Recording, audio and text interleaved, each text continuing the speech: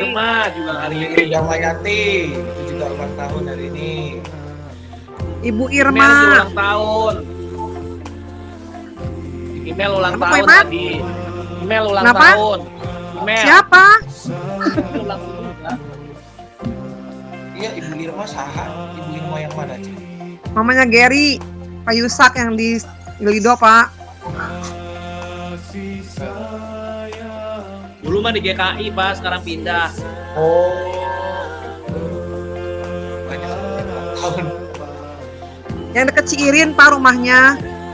Oh, pernah dengar. Pindah ke GBI ya, Mel ya? Nggak tahu kok Iman, katanya ke GKI Bogor. Wah, baktian di sana GBI, suaminya katanya. kalau nggak salah mah GBI dah. Oh. Yang di deket, yang di jalan Surya Kencana itu, yang sebelah kiri itu gereja apa? Tahu-tahu ya ada itu. Bukan pindah, Pak. Bukan pindah, memang belum jemaat kita, simpatisan Oh, itu. belum jemaat gitu ya? Iya. Yang jemaat itu anaknya karena si Gabriela, si Gaby. GBI-nya udah jemaat ya dia ya? Ya, karena si Cici kita. Selamat malam Ibu Nani Arni. Malam Bu Nani. Halo. Selamat malam, Pak. Baik Bapak Ibu, jam sudah menunjukkan jam 7 tepat ya. Kita akan mulai pada kesempatan malam hari ini PRT Lanja kita. Ya Pak Ade silakan. Ada kepencet nih kayaknya Pak Ade ya.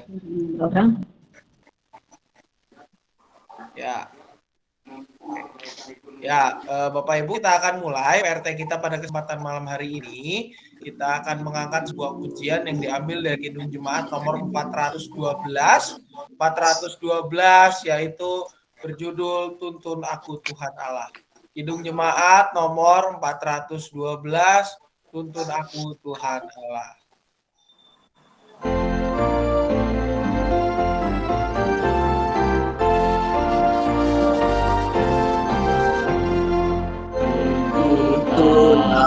Aku Tuhan Allah lewat dunia, sangat setia diri karunia Bapa. Dan puaskanlah jiwa tuaku, puaskanlah jiwaku.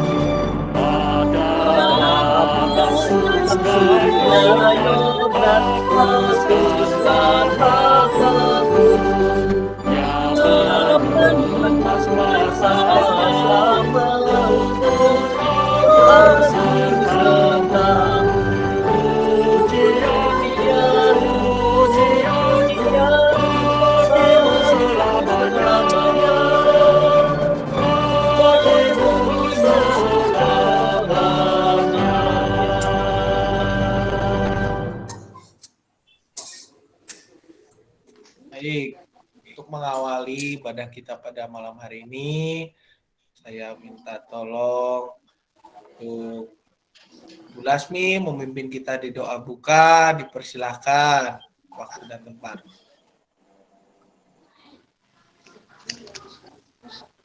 Mic-nya belum dinyalakan, Bu. Dipencet dulu mic-nya.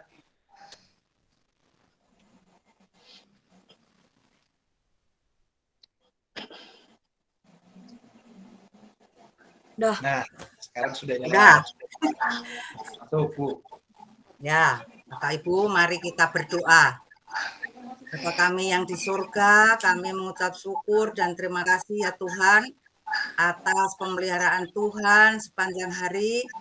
Kami boleh pada kesempatan ini akan mendengarkan bagian firman-Mu ya Tuhan.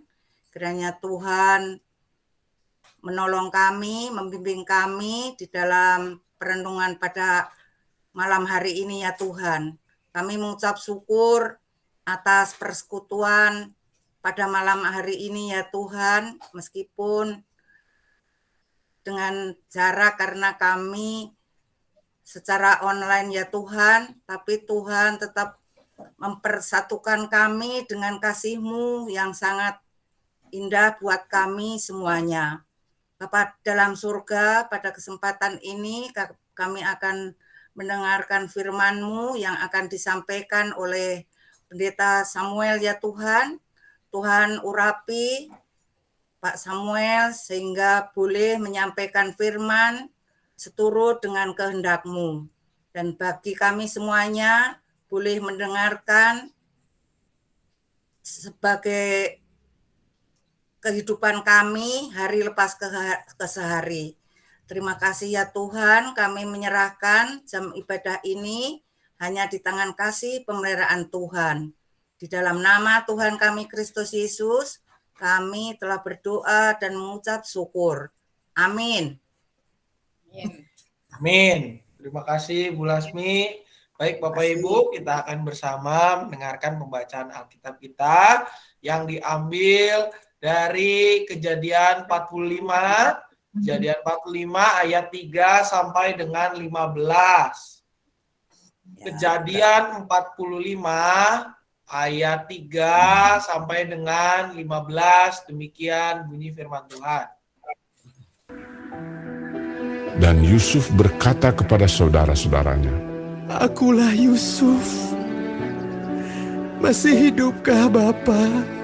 Tetapi saudara-saudaranya tidak dapat menjawabnya, sebab mereka takut dan gemetar menghadapi dia. Lalu kata Yusuf kepada saudara-saudaranya itu, "Marilah dekat-dekat." Maka mendekatlah mereka. Katanya lagi, "Akulah Yusuf, saudaramu yang kamu jual ke Mesir.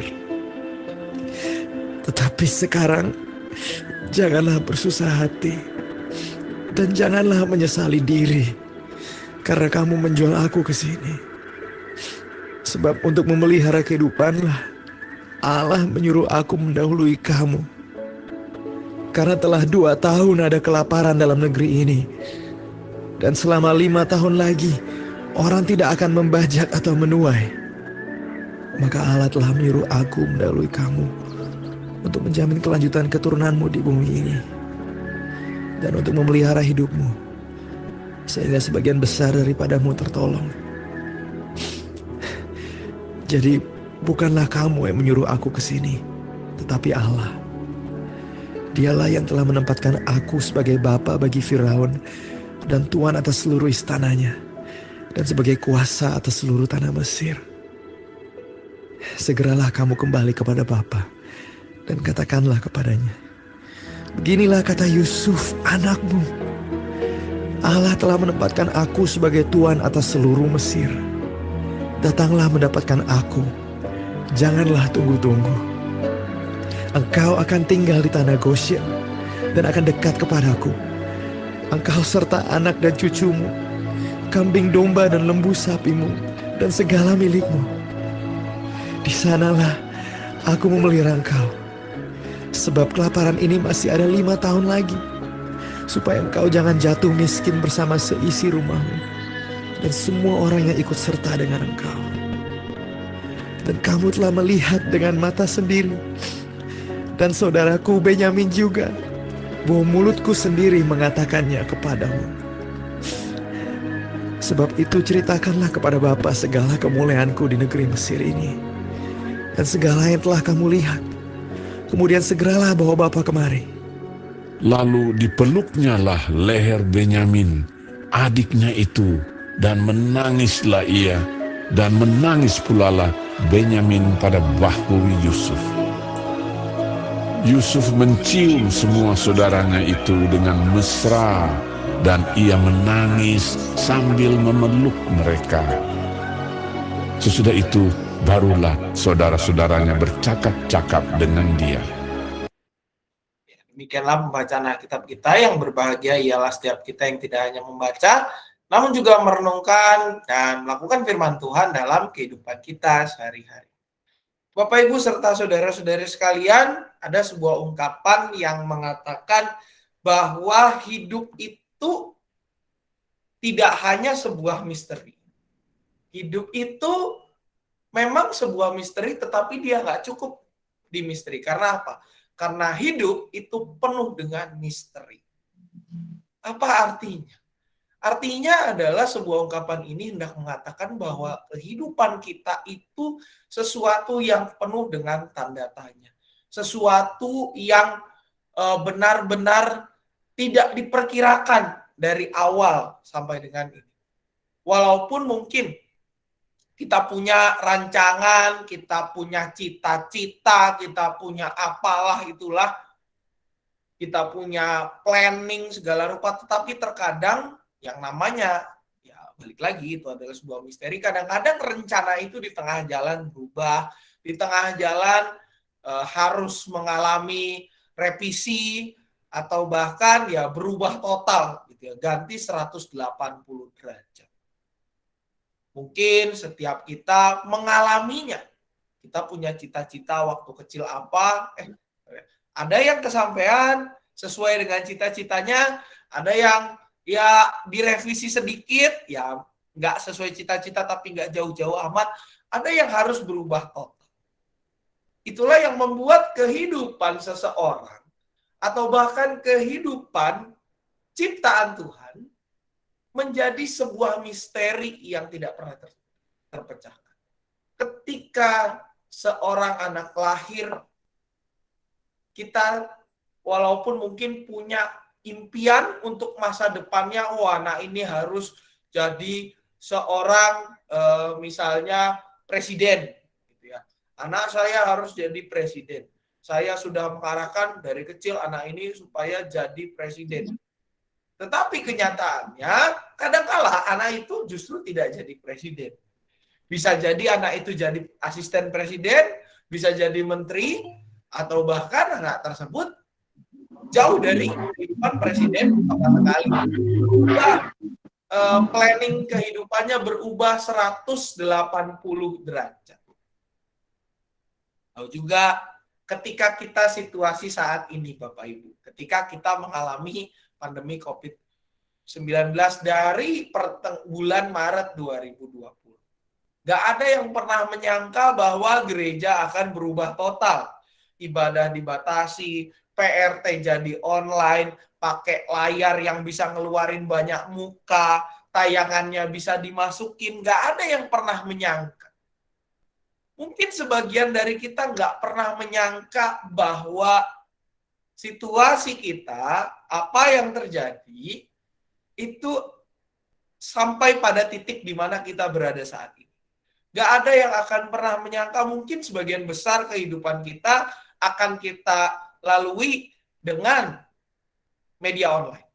Tadi ketika di awal, ibu-ibu sudah datang begitu ya, ada beberapa ibu-ibu datang langsung, aduh kapan botram? Dulu kita sering banget botram. Sekarang kayaknya apalagi dengan varian baru yang satu ini begitu ya, Omikron temannya Omepros begitu ya, yang bikin jadi kita pusing 7 keliling, kita nggak mungkin mengadakan perbotraman itu. Situasi yang kita hadapi dari tahun 2020 mengubah kehidupan kita secara total. Mengubah kehidupan kita bersekutu di gereja, mengubah kehidupan kita di dalam ketemu orang, atau bahkan mengubah kalau kita harus keluar dulunya nggak perlu pakai masker, sekarang kita harus, mesti kudu harus wajib pakai masker. Ini jugalah situasi yang menjadikan hidup itu sebagai misteri. Sebagaimana yang dialami oleh sosok Yusuf yang ada di bacaan kita, Kejadian 45. Tentu sebagian kita masih ingat Bapak Ibu, Yusuf itu anaknya siapa coba? Siapa Yusuf? Anak Yakub. Saya Yakub, Anaknya Pak. Yakub, betul Bapak Ibu. Nah, apa yang terjadi sama Yusuf? Sama saudara Dibenci saudara-saudaranya. Benci. dibenci, lalu Jual. seterusnya diapain? Dijual. Dijual kepada siapa? Potifar. Kepada siapa? Potifar. Potifar langsung. Istrinya. Bukan. Yo, Udah. Pelajaran sekolah minggu nih. Yusuf dijual kemana dulu? Silakan yang lain. Saudagar ya? Siapa? Saudagar. Saudagar apa? Saudagar Saudagar apa ya? Yo, rempah-rempah. ayo, Pedagang. ayo. Saudagar apa ya? Pak? Saudagar mana? Hah? Saudagar sapi Saudagar katanya. mana? Ayo, Bapak Ibu. Saudagar Saudagar lupa. di Mesir. Saudagar Mesir. Yakin, Bapak Ibu? Pedagang dari Median, Pak. Pedagang dari Midian. Midian. Jadi dijual kepada saudagar-saudagar dari Midian. Bapak Ibu bisa buka di Kejadian pasal 37 ya. Nih, 37 ayat 28. Ketika ada saudagar-saudagar Midian lewat, Yusuf diangkat ke atas dari dalam Umur. sumur. Atas Kemudian dari dijual kepada dalam sumur. orang Midian. Ismail. Di sini tulisannya sih Ismail. saudagar-saudagar Midian. Di sini kepada orang Ismail dengan harga 20 sikal. 20 mantap. sikal. Bu Lasmi. Ya. Nah, padahal di mimpinya Bapak Ibu, coba di Kejadian 37 lagi. Mimpinya Yusuf itu diapain sama saudara-saudaranya? Ayat 3 dari Kejadian 37 ayat 1 sampai dengan 11. Ayo diapain? Disembah. Disembah, betul. Dari jauh ya, dari disembah malah dijual. Nah, tetapi apa yang terjadi Bapak Ibu? Walaupun kita melihat Yusuf dijual ke saudagar Midian, ketika dia di Mesir dijual lagi kemana-mana gitu ya, ke Potifar lah, sampai akhirnya dia ketemu Firaun gitu ya. Tetapi di sini ada penyertaan Allah. Walaupun jalan hidup yang ditempuh oleh Yusuf itu terlihat berat, tetapi di sini kita bisa melihat bagaimana Tuhan bekerja. Kenapa? Karena dengan tegas Yusuf ngomong. Dia bilang, aku Yusuf, ya, aku mendahului. Jangan bersusah hati karena kamu menjual. Sebab untuk memelihara kehidupanlah Allah menyuruh aku mendahului kamu. Kalau pada waktu itu Bapak Ibu Yusuf tidak dijual, kita bisa bayangkan betapa sulitnya kehidupan keluarga besar dari Bapak Yakub. Karena apa? Karena pada masa itu terjadi kelaparan besar-besaran. Ya, kelaparan besar-besaran. Kalau misalkan Yusuf tidak mampu menafsirkan arti mimpi Firaun, maka yang terjadi bukan hanya sekedar kelaparan, tetapi juga di Mesir orang-orang nggak bisa beli apa-apa. Kehidupan orang-orang keturunan Yakub pada saat itu, kehidupan Israel hancur. Karena apa? Karena tetangganya yang punya lumbung besar, Mesir tidak menyimpan apa. Namun, karena anugerah yang Tuhan berikan kepada Yusuf, yaitu untuk menafsirkan mimpi, hal itu tidak terjadi. Bahkan dikatakan Yusuf ini menjadi orang yang memelihara, memampukan keluarga Israel, gitu ya, memampukan bangsa Israel untuk melanjutkan kehidupan mereka. 12 anak Yakub itu, 13 bahkan, gitu ya. Kalau Bapak Ibu ingat ada yang perempuan juga, Yakub. Dina, betul namanya. Itu semuanya terpelihara. Mereka hidup di Mesir. Walaupun di Keluaran nanti kita bisa melihat tumbuh generasi setelah Yusuf mati itu nggak ada yang kenal. Ini kok bisa ada orang Israel di sini? Gitu. Akhirnya mereka diperbudak dan itulah yang membuat mereka keluar dari tanah Mesir, dituntun lagi sama Tuhan. Tetapi dalam bagian ini kita bisa lihat bahwa dalam situasi sulit Tuhan bekerja. Tuhan menyertai, memelihara Yusuf.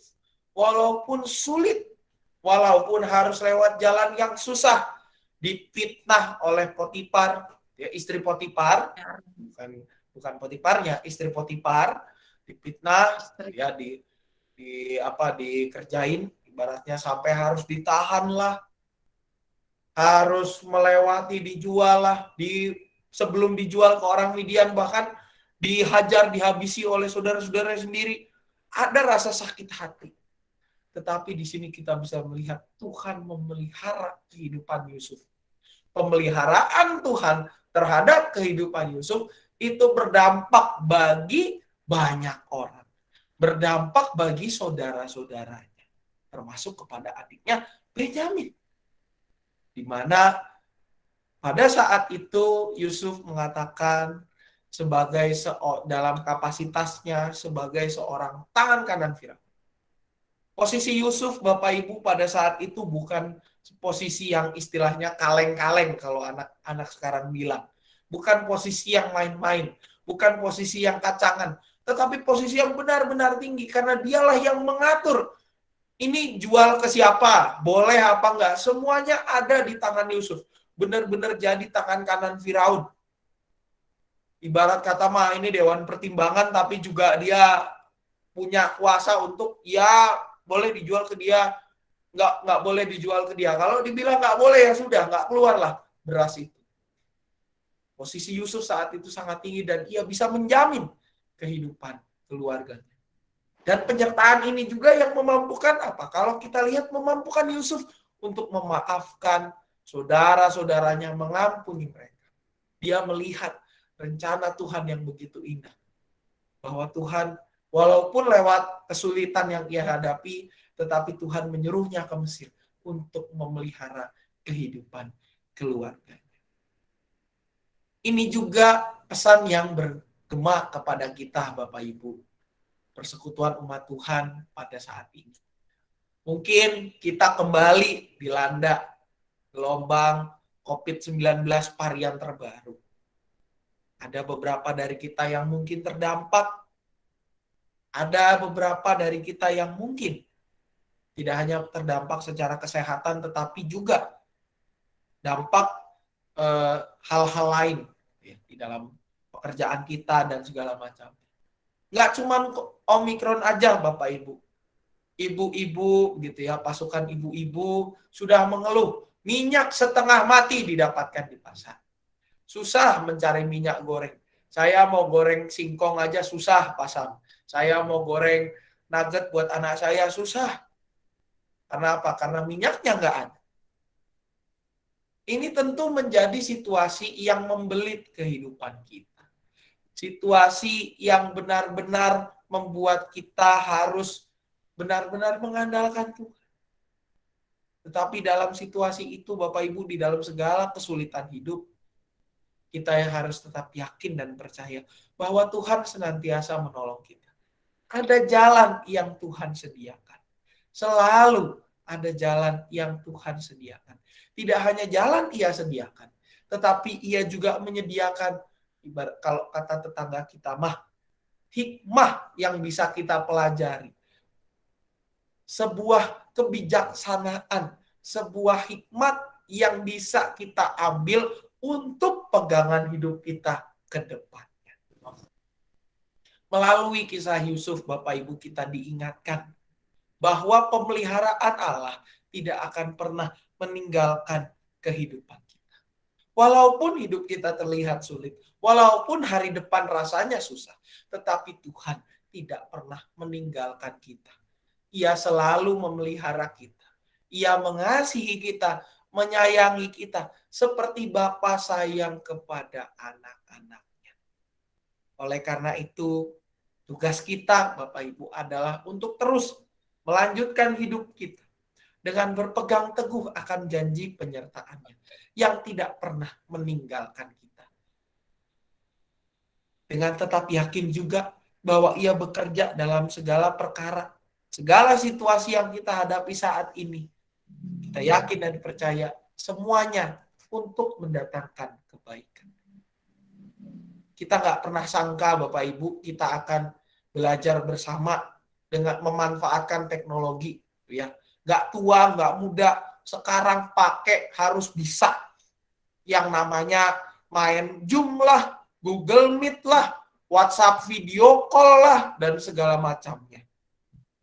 Nggak tua, nggak muda, semua pada saat ini belajar. Bahkan saling bantu-membantu kalau ada kesulitan. Mendekatkan diri satu dengan yang lain. Itu sudah menjadi bentuk salah satu pemeliharaan Tuhan yang kita rasakan di tengah kesulitan kita. Apakah masih banyak lagi? Masih banyak. Dan kalau kita daftarkan, kita tuliskan, rasanya langit dan laut pun tidak cukup untuk kita tuliskan. Oleh karena itu Bapak Ibu, marilah dalam situasi ini kita semakin menyadari pemeliharaan Allah yang menolong kita untuk menjalani hidup sehari-hari. Dan marilah kita meresponnya juga dengan mengajak saudara-saudara kita untuk bersama merenungkannya. Bersama-sama merasakan kebaikan Allah lewat kehidupan persekutuan kita yang saling memelihara satu yang sama lain, saling mendekatkan diri, dan saling bahu-membahu menolong untuk hidup berpadanan dengan firman Tuhan.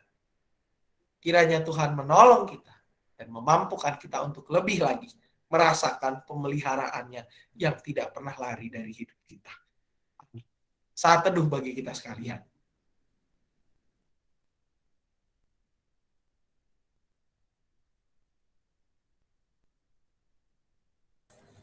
Saat teduh selesai, kita akan mengangkat doa syafaat. Bapak Ibu, ada beberapa pokok doa yang akan kita naikkan pada saat ini.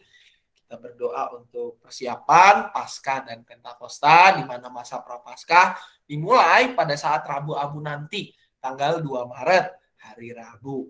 Ya, dengan mempertimbangkan situasi yang ada, maka Rabu Abu akan dilaksanakan secara onsite terbatas.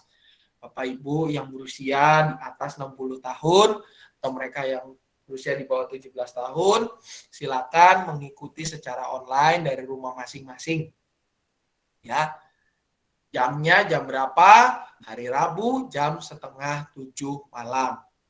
Ya, kami mempertimbangkan untuk keselamatan Bapak Ibu semua. Jadi untuk para lansia sudah disediakan abu yang bisa diantarkan ke rumah masing-masing oleh penatua pendamping wilayahnya nanti.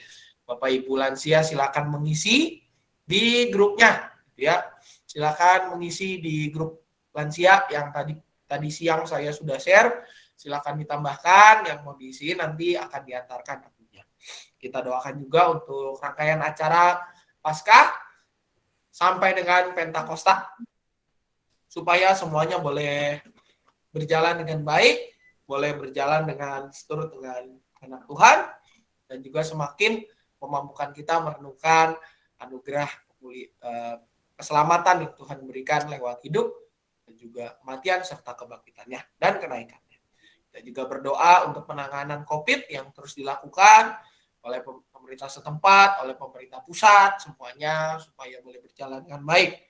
Kita juga berdoa untuk saudara kita yang sedang sakit atau dalam pemulihan. Kita berdoa untuk Pak Sutio yang baru selesai dioperasi tadi siang, Ibu Triwinarni, Saudara Reja Purba, Ibu Sri Ningsih dalam rangka persiapan operasi, juga untuk keluarga Ibu Suwarti dan keluarga Bapak Robinson Sihaan dan juga Ibu Jaga. Kita ada lagi Bapak Ibu yang ingin ditambahkan? Pertama. Ya, ada lagi Bapak Ibu? Yang pertama. Yang mau ditambahkan, siapa yang mau ikut booster ke GKI Cibadak hari Sabtu jam 9. Oh, itu bukan doa sapaan berarti, Bu. Pengumuman maksudnya, Pak. Oke. Ya. Baik Bapak Ibu, kalau sudah tidak ada tambahan, mari kita bersatu di dalam doa. Tuhan, kami bersyukur pada kesempatan malam hari ini kami diingatkan untuk senantiasa mengingat akan pemeliharaan-Mu ya Bapa. Diingatkan bahwa Engkau tidak pernah meninggalkan hidup kami sekalipun kami mengalami kesulitan. Ajar kami ya Bapa untuk boleh tetap berpegang pada pemeliharaan-Mu khususnya di waktu-waktu yang sulit ini, mana kami menghadapi situasi-situasi yang berbeda dari biasanya. Kami memohon kiranya Engkau yang boleh menguatkan kami, Engkau yang boleh senantiasa memampukan kami untuk terus berjalan bersama dengan Engkau saja. Kami pada saat ini bersatu berdoa ya Bapa untuk kegiatan Pasca Pentakosta, khususnya untuk Rabu Abu, aksi penyangkalan diri yang akan dimulai dari Rabu Abu, dan juga sampai dengan Pentakosta, rangkaiannya semua biarlah Engkau berkati ya Bapa, supaya semua ibadah yang dicanangkan berjalan dengan baik. Kami juga berdoa untuk para petugasnya, kiranya Engkau jaga setiap mereka, berikanlah mereka kemampuan supaya boleh melayani ibadah-Mu di waktu yang sudah ditentukan. Juga kami berdoa untuk pelayanan gereja-Mu ya Bapak, khususnya di tengah situasi ini, kiranya Engkau yang senantiasa mencukupkan segala kebutuhan gereja-Mu ya Bapak, Engkau yang juga memampukan kami untuk boleh tetap semangat mengikuti segala persekutuan yang ada sekalipun harus lewat online. Berkati para aktivis kami ya Bapak, setiap karyawan kami juga Engkau berkati, Engkau yang juga jaga setiap mereka ya Bapak. Kami berdoa mengingat penanganan COVID-19 di wilayah kami, di Curug dan sekitarnya, juga Indonesia secara luas. Biarlah Engkau berkati semua ya Bapak, mereka yang terlibat di dalamnya, para tenaga medis, dokter dan perawat, serta instansi pemerintah daerah maupun pemerintah pusat. Biarlah mereka semua boleh bahu-membahu bekerja dengan seturut dengan kehendak-Mu saja. Berikanlah mereka hikmat, supaya mereka boleh bekerja sama untuk membawa bangsa kami keluar dari pandemi ini. Juga ingatkan kami selalu ya Bapak untuk menjaga protokol kesehatan, dan juga mengingatkan sanak saudara kami untuk menjaga mereka dari bahaya pandemi COVID. Kami juga berdoa untuk rekan-rekan kami, sanak saudara kami yang dalam kondisi sakit maupun dalam pemulihan. Kami mengingat Bapak Sutio ya Bapak, Ibu Triwinarni, Saudara Reja Purba, Ibu Sri Ningsih, keluarga Ibu Suwarti, dan juga keluarga Ibu Riana Sinaga dan Bapak Robin Hood yang dirundung duka. Biarlah Engkau yang juga senantiasa menguatkan mereka dan memulihkan mereka. Engkau yang boleh memberikan kesehatan, Engkau yang juga boleh mempersiapkan mereka untuk melakukan tindakan medis selanjutnya yang mungkin diperlukan. Cukupkan segala kebutuhannya ya Bapak, dan juga untuk keluarga yang mendampingi, Engkau yang berkati, Engkau yang boleh berikan kekuatan, dan Engkau yang menjaga mereka. Juga untuk sanak saudara kami yang belum dapat kami sebutkan satu persatu, biar Engkau juga boleh senantiasa berkati mereka, senantiasa sertai kehidupan mereka. Kami juga berdoa ya Bapak untuk setiap kami yang hadir di dalam ibadah ini. Tuhan, kiranya Engkau yang mendengar setiap seru doa dan juga setiap pergumulan maupun sukacita kami. Jadikanlah hidup kami sebagai persembahan yang nyata, yang hidup dan berkenan kepadamu saja. Kami menyerahkan doa yang jauh dari sempurna ini dalam tangan pemeliharaan-Mu. Dalam nama anak Tuhan Yesus Kristus kami berdoa. Amin. Baik Bapak Ibu, kita akan mengakhiri PRT Lansia kita pada kesempatan sore hari ini dengan menyanyikan sebuah lagu yang diambil dari Kidung Jemaat 416 berjudul Tersembunyi Ujung Jalan. Kidung Jemaat 416, Tersembunyi Ujung Jalan.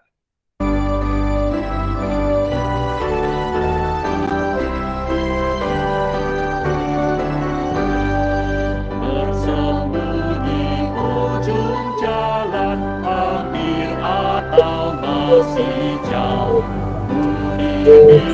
Sayang Tuhan ke negeri yang tak ku tahu, karena ajaranku itu memajukan maksudmu, namun sanksi akal takut beriman tetap teguh, meski langkahmu semua tersembunyi hatiku, hatiku memuji dan memuji kasih-Mu, meski kini tak ku nampak hatiku berhadiah, apabila kamu rapat dengan kemuliaannya.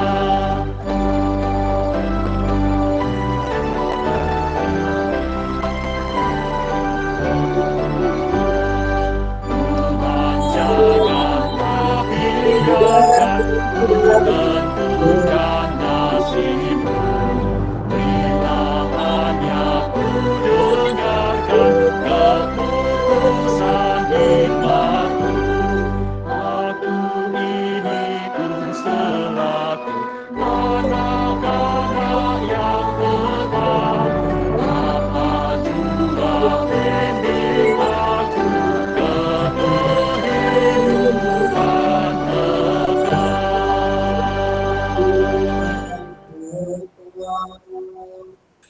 Ya, dan demikian PRT lansia kita selesai, Bapak Ibu. Nah, sebelum saya menutup, ada beberapa pengumuman. Yang pertama, Bapak Ibu, untuk ibadah minggu seperti biasa, jam 7 pagi dan secara online.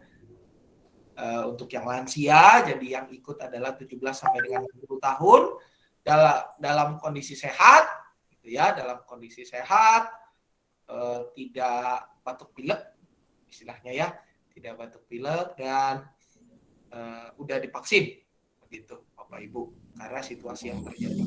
Juga diingatkan untuk ibadah Rabu Abu diadakan pada tanggal 2 Maret 2022. 2 Maret 2022 hari Rabu jam setengah 7 malam.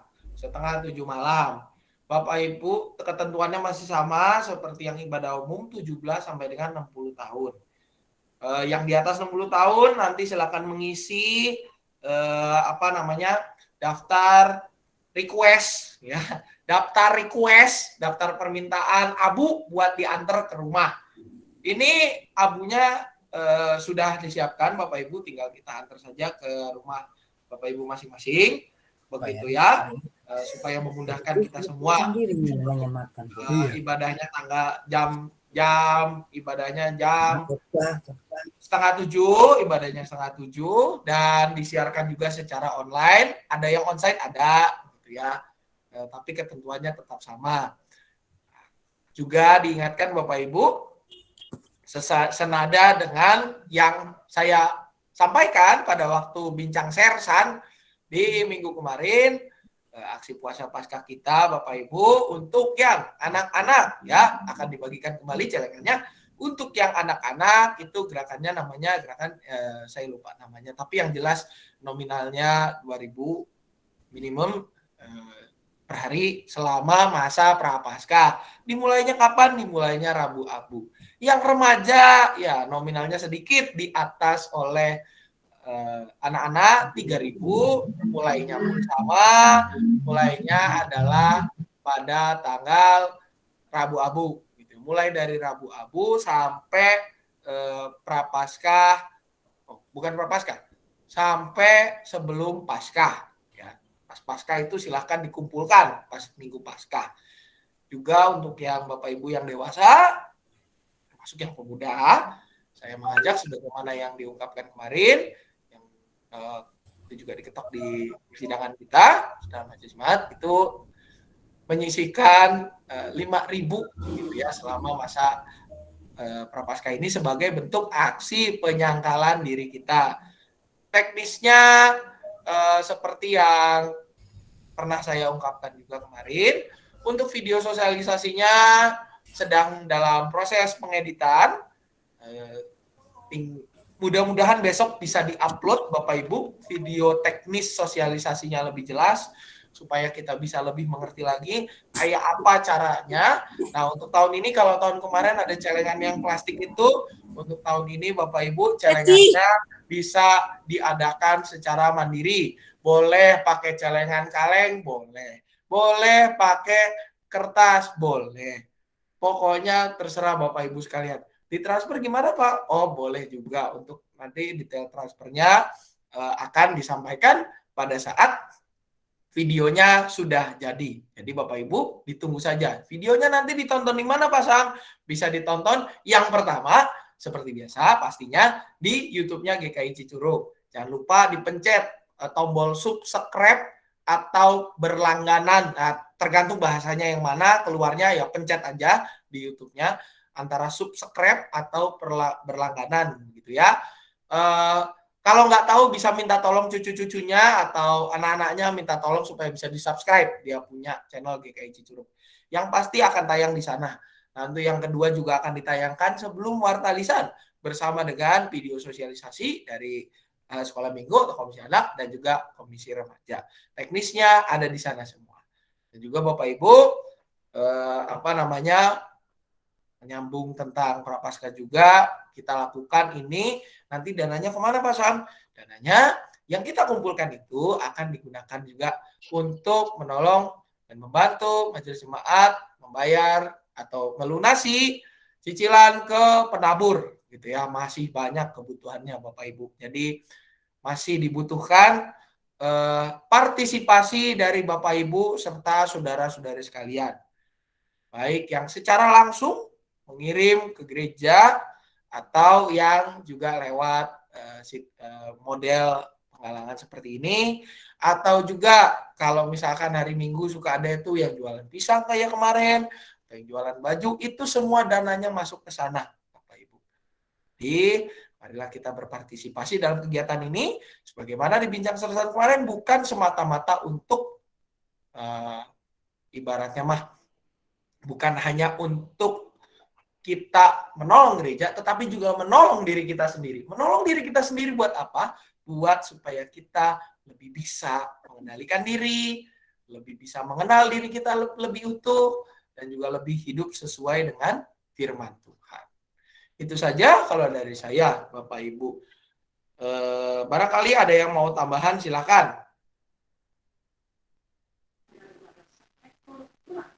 Pak Sam.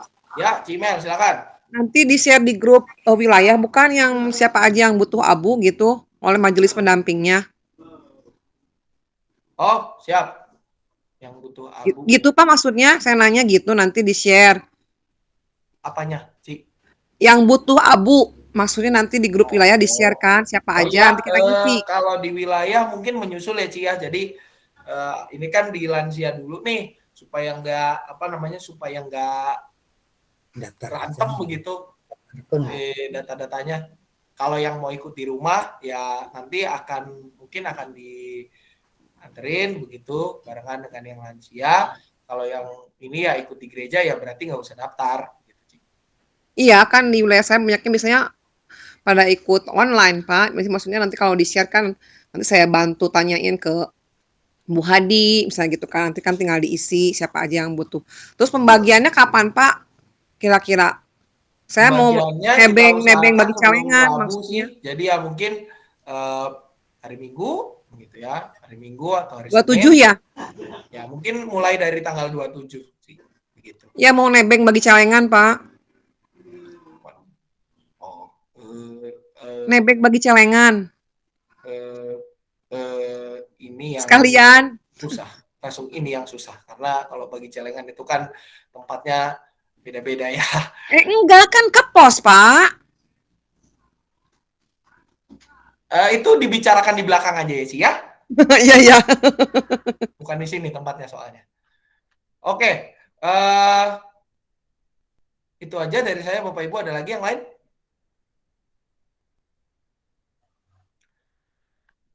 Oke, kalau sudah tidak ada, terima kasih atas partisipasinya Bapak Ibu. Sampai ketemu di kesempatan berikutnya. Jadi minggu depan bukan PRT ya. Minggu depan itu Rabu Abu kita. Minggu depan persis. Selamat malam. Selamat istirahat. Tuhan memberkati. Selamat malam. Selamat malam Bapak Ibu.